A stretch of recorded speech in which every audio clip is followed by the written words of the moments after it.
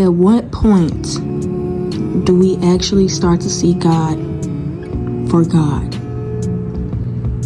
At what point do we stop confiding in man and confide in God? At what point do we start to give God God's credit? At what point do we start to see God for God? Not viewing God as I have to get up early in the morning again. I have to go to Bible study yet again.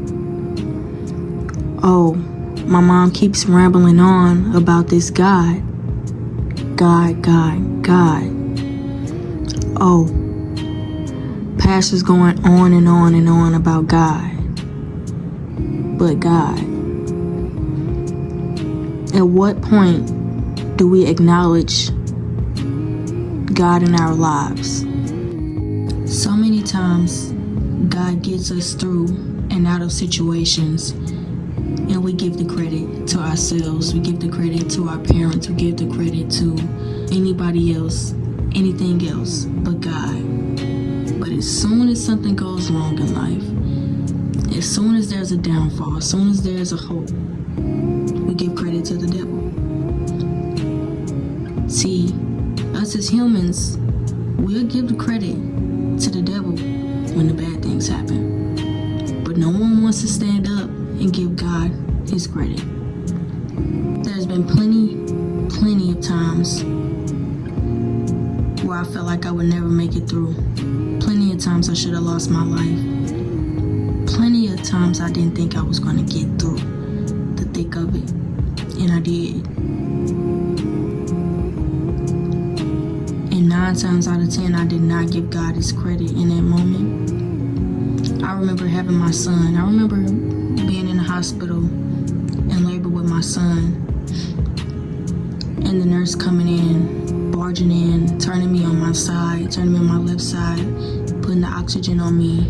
I remember not knowing what was going on. All I knew is that my baby was in trouble. I remember giving birth to my son, and I remember them laying him on my chest, and my mom screaming, "He's not breathing." Instantly, called a code blue, started resuscitation. I remember him being taken away for more evaluation and more help. But before that, I remember crying, begging my mom to pray for my baby. I remember cursing out every single staff member there was, every single healthcare worker in the room. No one was spared.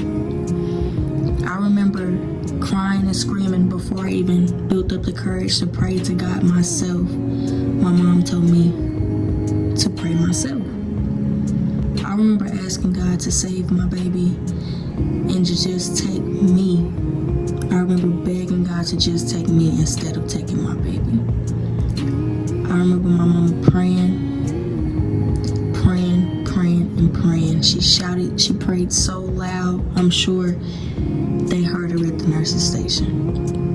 In that moment,